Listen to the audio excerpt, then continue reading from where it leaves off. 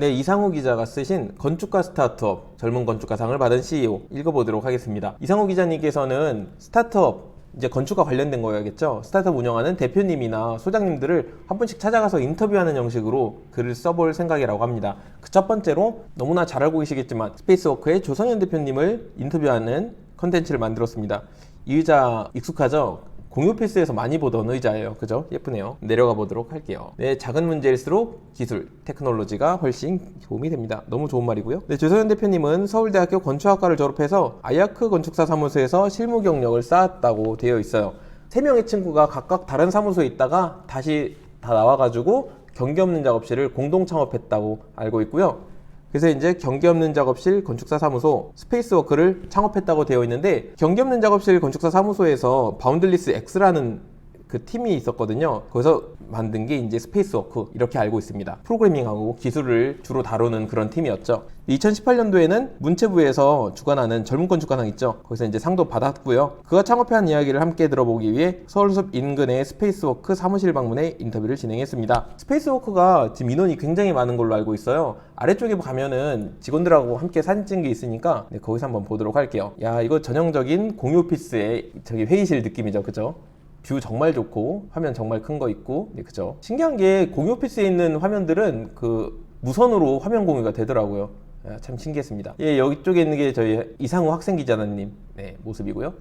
첫 번째 질문은 안녕하세요. 간단한 자기소개 회사 소개 부탁드리겠습니다. 네, 스페이스워크 조성현 대표님이시고요. CEO죠. 스페이스워크는 기술로 최적의 토지 개발 시나리오를 구현하는 기술, 그리고 최적의 토지 개발 시나리오를 구현이라고 합니다. 데이터 기술 그리고 인공지능을 통해 땅이 어떻게 하면 가장 잘 쓰일 수 있는지를 풀어서 그래서 많은 사람들에게 도달할 수 있게 하는 게 목표입니다 라고 되어 있습니다. 네, 대표님은 대학생부터 회사의 대표가 되기까지의 이야기가 궁금합니다. 학부 시절 건축학과 서울대학교 건축학과 시절에는 어떤 학생이셨나요? 학부 때는 설계를 제일 좋아했다 돼 있고요. 동시에 창업의 생각이 명확히 있었고 최대한 빠르게 건축사 사무소를 차리고 싶다고 합니다. 당시에 친구들하고 학교에서 유일했던 부동산 학회를 했었다고 하고요. 프로그래밍에 여기도 관심이 많아서 컴퓨터공학 전공 과목도 같이 들었다고 되어 있습니다. 학부 졸업하고 나서 건축학과를 졸업하고 나서는 어떤 일을 했나요? 라는 질문에는 건축학과 졸업하고 실무를 위해 3년 동안 어디 아이아크 건축사 사무소에서 일을 했다고 되어 있습니다. 이분이 일한 다음에 다시 6월샘 인사드리러 다시 아이아크에 방문했을 때 그때 제가 인턴이었거든요.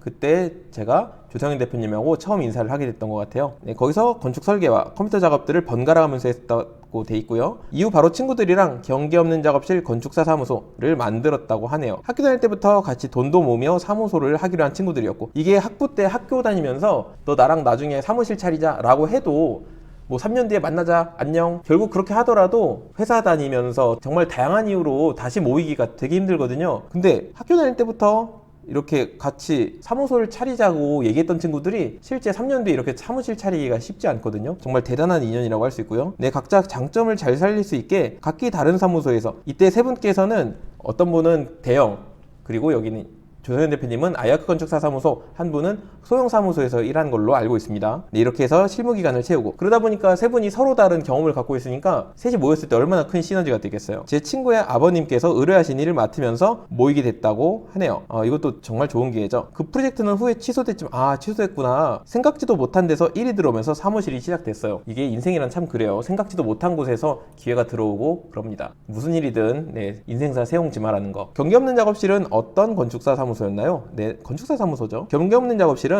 부동산이라는 키워드를 명확히 가진 건축사 사무소였습니다. 경계 없는 작업실이 초반부터 빨리 클 수 있었던 이유 중 하나인데, 저희는 항상 디자인을 정량적인 가치와 함께 이야기를 했다고 하네요. 예를 들어 정량적이라는 거, 정성적이지 않고 숫자로 표시할 수 있다는 거죠. 면적이나 월세, 금액 등 그 가치가 내부에서 계속 논의되던 팀이어서 저희는 수익형 부동산이랑 건축 설계를 잘 맞춘 팀이었습니다.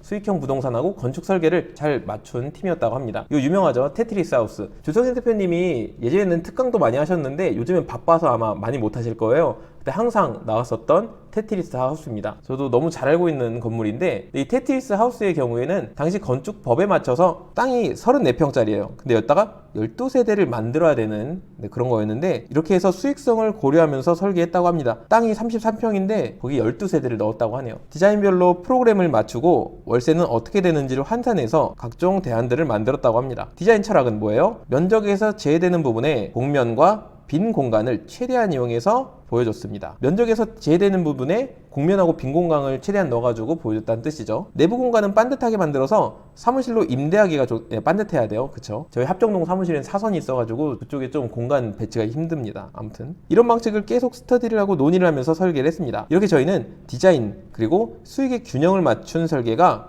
강점이었던 것 같습니다. 디자인하고 수익의 균형까지 함께 두 마리 토끼를 잡았다고 합니다. 그리고 예술과 실리의 균형을 찾는 디자인을 하는 과정 속에서 이 부분은 자동화가 될 것 같은데 자동화 프로그램 알고리즘이 될 것 같은데 라는 생각을 하셨나요? 라는 질문에 정확히 말하자면 이런 예술이나 멋있는 작업을 하기 전에는 무미건조한 사업성 검토, 이 과정이 반드시 있죠. 이 항상 있습니다. 땅의 시세나 면적에 대해 어떤 안이 가장 최적이 되는지 논의하는 것이 우선인데 그런 논의가 시장에서 올바르게 이루어지지 않았다고 하네요. 어쩔 수 없는 게 전문가분들은 규모가 큰 프로젝트에는 얼마든지 참여하지만 이런 단독주택 같은 작은 규모 또는 작은 땅에서는 수익성이 낮아서 참여하기가 쉽지 않았다고 하네요. 하지만 서울 같은 밀도가 높은 도시, 정말 밀도 높죠. 이런 곳에서는 논의가 필요한 작은 땅들이 정말 많죠. 그리고 저는 이를 잘 도와주는 게 도시와 시민들 모두에게 중요하다고 생각했다고 합니다. 그렇기 때문에 작은 문제일수록 기술이 훨씬 도움이 된다. 이 말이 그래서 나온 거예요. 작은 문제일수록 기술이 훨씬 도움이 됩니다. 네, 그래서 스페이스워크를 창업하게 되신 거군요. 네, 그래서 저희가 다룬 건 작은 땅에 어떻게 하면 효과적으로 최적화된 방법으로 최적화된 면적으로 이 건물들을 설계할까에 대한 주제였습니다. 당시 경기 없는 작업실에서 사내 기술팀, 이게 바운드리스 X예요. 바운드리스 X. 를 만들어서 건축 설계를 자동화하는 연구들을 지속했었다고 합니다. 그러다가 저희가 SH공사의 가로주택 정비사업이라는 소규모 재건축 사업에 제작한 자동화 소프트웨어를 납품하게 됐고 이때 기술을 통해서 더 많은 사람들에게 도달할 수 있겠다고 생각했다고 합니다. 그렇게 경기 없는 작업실 내의 사내 기술팀과 함께 꾸린 회사가 바로 스페이스워크라고 합니다. 네, 스페이스워크.tech예요. 네, 도메인이 그렇습니다. 컴이나 그런 게 아니라 스페이스워크.tech입니다. 클릭하면 이동한다고 되어 있는데 한번 놀러가 볼게요. 여기 이제 설계 자동화 기술이라고 되어 있는데 아마 갈라파고스 쓰신 분들은 이거 많이 보셨을 거예요. 움직거리는 거. 네, 최적화하는 과정이라고 보면 되겠고요. 웹사이트부터 잠깐 가보면은 여기에 너무 좋은 말이 있거든요. 건축 설계 AI, 인공지능이 실현하는 토지 가치의 최대화. 여기 또 어떤 설명이 있냐? 토지, 교통, 주변 시세, 건축법규 등 다양한 데이터, 빅데이터라고 할 수 있겠네요. 다양한 데이터를 조합해서 개발하고자 하는 환경의 특성을 분석합니다. 인공지능이 심층 강화학습, 심층 강화학습으로 습득한 설계 전략으로 주어진 환경에 최적화된 개발 시나리오를 도출합니다 라고 되어 있습니다. 근데 여기서 말하는 이제 심층 강화학습이란 말이 나오는데 이거는 뭐냐면 그 머신러닝 기법 중에 하나인데 영어로 DRL이라고 하는데요. 지능이 요구되는 문제를 해결할 수 있도록 인공지능 컴퓨터 프로그램을 개발하는 데 사용하는 학습 방법이라고 보시면 될 것 같아요. 또 여기 랜드북이라고 있어요. 이것도 지금 한번 들어가 볼까요? 랜드북.net인데 링크는 저 정보란에다 남겨드릴 겁니다. 랜드북.net 여기 들어와 보면은 여기가 어디냐? 신대방역이네요. 아마 사무실 있는 쪽이신 것 같은데 누르면은 여기 이제 추정가라는 거 그리고 뭐 어디 보자 이 별의별 정보가 다 나와요. 여기 주변에 최근에 거래된 내역들인 거예요. 인근 거래 사례 같은 것도 쭉 나오고요. 아래쪽에는 대략의 설계 모습을 볼 수 있습니다. 근데 이거는 로그인 하면은 아마 좀 더 자세하게 모델링 나오는 걸로 알고 있어요. 이거는 이제 하나 딱 눌러보면은 근데 랜드북 관련해서는 제가 따로 또 영상을 만들던지 하도록 할게요. 이거 되게 재밌습니다. 이거 돌리기도 하고요. 신기하죠? 이거는 이제 프리미엄 분석으로 보셔야 되는 거고요. 네, 다시 돌아와서 계속 읽어보도록 하겠습니다. 창업하신 후에 대해서 얘기를 듣고 싶습니다. 네, 창업한 후에 회사 운영하면서 그 얘기를 듣고 싶다는 거죠. 회사를 운영하면서 좋은 점이 있나요? 뭐 한두 개가 아니고 좀 엄청 많겠죠. 좋은 점 뭐예요? 원하는 방향을 결정할 수 있다. 이거는 사업하는 사람들이 모두 갖는 그런 생각일 것 같아요. 원하는 방향을 CEO가 직접 결정할 수 있다는 거죠. 그래서 하나하나 작은 일들이 아니라 기술로 해결하자 라든지 부동산과 실리와 설계를 합쳐보자 같은 큰 방향을 정하고 회사를 이끌 수 있습니다. 이게 가장 좋은 점이겠죠. 네, 어려운 점도 한두 개가 아니고 정말 많겠죠. 네, 힘들죠. 많은 책임이 걸려있고 어느 순간 진짜 어려운 문제에 마주합니다. 특히 의도하지 않은 결과가 고객에게 갈 때 제일 힘듭니다. 그동안 어려운 상황이 몇 번 있었습니다. 하나의 예시를 들자면 아까 말씀드린 초반에 SH공사에 소프트웨어를 납품했을 때 제공했던 소프트웨어가 직접 주민 상담에 쓰였지만 건축사 사무소에서 만든 소프트웨어다 보니 오류가 당연히 모든 프로그램에 오류가 있을 수밖에 없어요. 그거를 이제 조금씩 수리해가면서 써야 되는 거죠.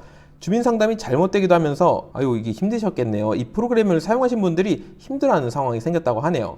그렇게 고객이 고통받고 있을 때 너무 힘들었습니다. 그렇죠. 컴플레인도 되게 많았을 거고요. 이게 소프트웨어를 운영하거나 아니면 어떤 서비스를 제공할 때는 CS팀이 반드시 있어야 돼요. 그게 제가 예를 들어서 라이노 소프트웨어를 판다고 했을 때 뭐 아는 사람이 많아가지고 라이노를 갖다 팔겠다 이건 안 되고, 그걸 팔았을 때 그 사람의 뭐 컴플레인이라든지 그 사람의 질문사항 같은 거 다 받아줄 수 있어야 되는 거예요. 그게 굉장히 힘듭니다. 너무 잘 알고 있는 부분이고요. 저도 제가 뭐 라이노를 팔고 있지 않지만 이를 고치기 위해서 그냥 처음부터 다시 하는 수밖에 없어요. 맞아, 이게 수정하는 것보다 처음부터 싹 다 갈아엎는 게 나을 수가 있습니다. 이거 정말 힘드셨겠다. 계약이 만료되면서 유지보수의 책임 정도까지만 있었지만 저희는 SH공사에게 4개월의 시간을 달라고 요청을 했다고 하네요. 그때 소프트웨어를 처음부터 새로 만들었대요. 대박이다. 진짜 최고다. 진짜 멋있는 것 같아요. 그 사이에 오는 요청들은 필요하다면 제가 설계해서라도 결과를 드렸다고 하네요. 야, 너무 멋진 대표님이에요. 그죠? 야, 어떻게 이런 생각을 해요. 자동 설계한다, 우리는 자동 설계하는 곳이고 기술을 쓴다 이렇지만은 진짜 필요한 요청 같은 경우는 직접 제가 설계해서라도 결과를 드렸다고 하니 정말 책임감, 정말 멋진 분입니다. 결국 저희가 새로운 좋은 소프트웨어를 제공할 수 있었습니다. 진짜 박수 받을 일이죠. 와, 이런 게 이제 신뢰죠. 이제 신뢰를 얻고 그 다음 단계를 밟을 수 있었다고 합니다. 유성희 대표님 진짜 멋진 대표님이에요. 네, 실패의 과정을 극복하면서 회사가 엄청 성장했을 거라고 생각되네요. 대표님도 엄청 성장했겠네요. 그죠? 설계도 마찬가지예요. 프로젝트를 진행하다 보면 항상 전혀 예기치 못한 데서 문제가 발생할 수도 있어요. 예기치 못한 데서 오는 문제라는 게 항상 문제죠. 되게 고통스럽지만 이런 극복의 과정은 언제나 좀 반복되는 것 같습니다. 사실 이런 말이 있어요. 성공을 하면은 아무것도 배울 수 없지만 실패를 하면은 모든 걸 배운다, 이런 말이 있거든요. 이런 11년의 오류 같은 거를 해결하면서도 정말 많은 발전이 있을 거라고 생각이 됩니다. 쉽지 않은 과정이 설계에도 반복되는군요. 그렇다면 건축학과에서 설계를 배웠다면 스타트업을 하기에도 당연히 좋다고 말씀하셨겠죠. 예, 유리하다고 느끼고 있습니다. 당연히 유리하죠. 기본적으로 건축학과가 프로젝트를 하나씩 계속 정리하고 풀어나가는 교육과정을 가지고 있어서 문제 정의, 그리고 솔루션을 내놓는 데 훈련이 많이 되어 있습니다. 문제 정의, 솔루션, 이거 무한 반복이거든요. 사업이라는 게. 그쵸? 또 프로젝트나 작품이 고객에게 어떻게 잘 보여줄 수 있을지 프레젠테이션, 그들의 시선을 익히는 훈련이 잘 되어 있습니다. 실제로 탁과생분들은 많은 사람들, 뭐 10명이 됐든 100명이 됐든 그런 사람들 앞에서 이렇게 PT하는 경우가 정말 많지 않은데, 건축학과는 뭐예요? 매주 하잖아요. 매주. 그런 데서 정말 강점이 있다고 생각이 됩니다. 실제로 디자인 분야에서는 성공하신 창업가분들이 많습니다. 에어비앤비의 브라이언 제스키나 배민의 김봉진 대표님을 예시로 들 수 있겠네요. 뭐 유명하죠. 네, 그러면 그 다음 질문으로, 혹시 건축과 스타트업에서 요즘 트렌드를 알고 계시다면 트렌드 질문도 하셨네요. 요즘 트렌드 잘 모르겠네요. 웃음. 저는 항상 다양한 분야의 사람이랑 같이 만나는 게 좋다고 생각해요. 너무 맞는 말씀입니다. 다양한 분야 사람들이랑 만나야 새로운 아이디어도 얻고 하는 거죠. 어떤 경험을 바탕으로 말씀하셨는지 사례가 있을까요? 오, 최고의 대답이다. 스페이스워크가 그 사례라고 생각합니다. 여기 아래쪽에 정말 많은 사람들이 진짜 많다. 뭐 이렇게 많아? 야, 무슨 한 개 중대가 있네요. 다양한 분야의 사람들이 모인 스페이스워크. 너무 보기 좋습니다. 저희 회사에는 인공지능을 다루지만 건축을 모르는 사람도 많습니다. 또 설계를 배운 건축 전공자, 그리고 컴퓨터에 특화된 건축 전공자도 있습니다. 이런 분들이 모였을 때 발생하는 시너지가 새로운 문제를 풀 수 있게 한다고 생각합니다. 새로운 문제를 항상 다양한 관점에서 보고 그에 대한 해결책도 다양할 테니까 그러겠죠.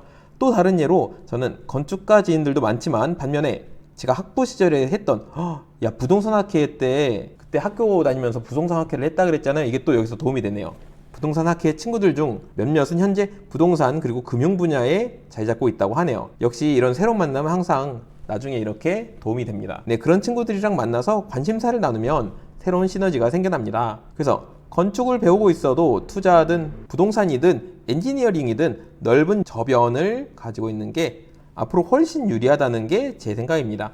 그쵸? 이게 한 가지 뾰족한 수를 내 기술로 갖고 있는 것도 좋은데, 결국에 정말 다양한 분야를 어느 정도 조금씩 더 알고 있는 게 되게 또 도움이 되기도 합니다. 그리고 마지막 사진을 하나 더 찍었네. 이거는 누가 찍어줬나?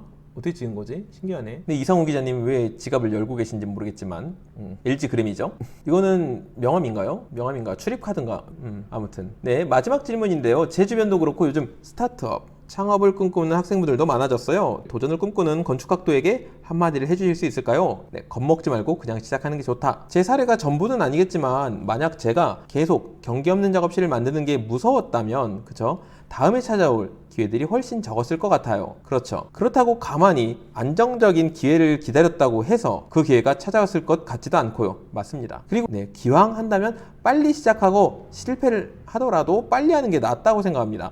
부담이 없죠. 어릴 때 일찍 실패하면 다시 회사로 들어가거나 할 수 있는 경우의 수가 정말 많죠. 제가 만약에 나이가 들고 가족이 생긴 상태에서 완전 새로운 거에 도전하라고 하면 무서웠을 것 같네요. 맞습니다. 도전도 젊었을 때 해야, 실패도 젊었을 때 해야 유리하다고 생각이 됩니다. 네, 정말 좋은 말씀이네요. 그래도 시작하더라도 잘 시작할 수 있는 방법이 있지 않을까요? 네, 잘 시작하는 방법이 있지 않을까요? 라고 질문했더니 아까 말씀드렸듯이 저나 제 친구는 건축사무소를 빨리 만들자는 명확한 목표가 있었다고 합니다. 그런 목표가 있으니까 배울 때 압축적으로 더 빨리 배우고 경험했던 것 같아요. 그래서 창업을 꿈꾸고 있는 분들에게 목표를 일찍이 잡아야 한다는, 목표를 잡는다면 일찍 잡아야 한다는 말을 해주고 싶습니다. 그 다음 그 목표를 스스로 책임진다는 것에 방점을 찍었으면 좋겠어요. 너무너무 좋은 말씀이고요. 네, 천천히 변화하는 무게감을 가진 건축, 빠르게 성장하고 혁신을 일으키는 스타트업. 뭐 또 써놨네요. 건축학과와 스타트업이라는 주제로 성격이 다른 두 영역 사이를 동시에 생각하고 구현한 분들의 이야기를 듣고자 합니다. 건축과 공간을 사랑하며 창업을 꿈꾸는 모든 분들이 이 기사를 읽고 도움을 받았으면 합니다. 제 페이스 학생기자단 이상훈님의 아주 좋은 글이었고요. 이와 관련해서 질문이 있거나 하신 분들은 아래 여기 게시글로 오셔가지고 댓글 남겨주시면 되겠습니다. 좋아요 한 번씩 눌러주시고요. 해당 링크는 유튜브 정보란에 남겨놨습니다. 이상우 기자님의 건축가 스타트업